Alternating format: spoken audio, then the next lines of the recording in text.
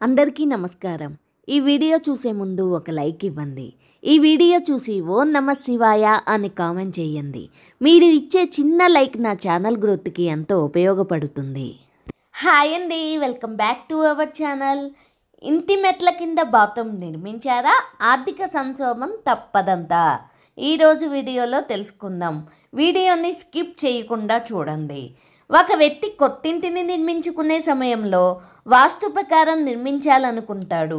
అందుకోసం వాస్తు నిపుణులను సంప్రదించి కొత్త ఇంటి నిర్మాణానికి సలహాలు సూచనలు తీసుకుంటాడు. ప్రధానంగా కిచెన్ బాత్రూమ్ విషయంలో వాస్తు నియమాలకు అనుగుణంగానే వాటిని నిర్మిస్తుంటారు. ఈ రెండింటి విషయంలో ఏ యాజమాని కూడా పొరపాటు చేయరు. కానీ కొన్ని సందర్భాల్లో స్థలం సరిపోక టాయిలెట్ విషయంలో తప్పతడుగులు వేస్తుంటారు. కొంచెం స్థలం కలిసి వస్తుందనే ఉద్దేశంతో మెట్ల కింద బాత్రూమ్ నిర్మిస్తుంటారు. ఇలా నిర్మించడం వల్ల ఆ ఇంట్లో ప్రతికూల శక్తి ఏర్పడుతుందంట. ఆర్థిక సంక్షోభాన్ని ఎదుర్కోవాల్సి వస్తుందంట. అంతేకాకుండా వాస్తు దోషం ఏర్పడి కుటుంబ సభ్యుల ఆరోగ్యం శ్రేయస్సును కూడా ప్రభావితం చేస్తుందని వాస్తు నిపుణులు చెబుతున్నారు. ఈ నేపథ్యంలో మెట్ల కింద టాయిలెట్ నిర్మించిన వారు ఈ నియమాలు పాటించాలని నిపుణులు సూచిస్తున్నారు. మరి ఆ నియమాలు ఏంటో తెలుసుకుందాం. మెట్ల కింద బాత్రూమ్ ఉంటే పాటించాల్సిన నియమాలు ఇవే. ఉప్పు. మెట్ల కింద బాత్రూమ్ ఉంటే టాయిలెట్లో ఒక గిన్నె ఉప్పు ఉంచండి.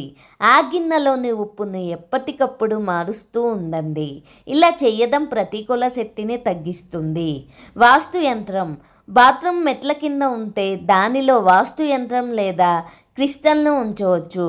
ఇలా చేయడం వల్ల వాస్తు దోషాలు కూడా తగ్గుతాయని నమ్ముతారు. ఇతర పరిష్కారాలు.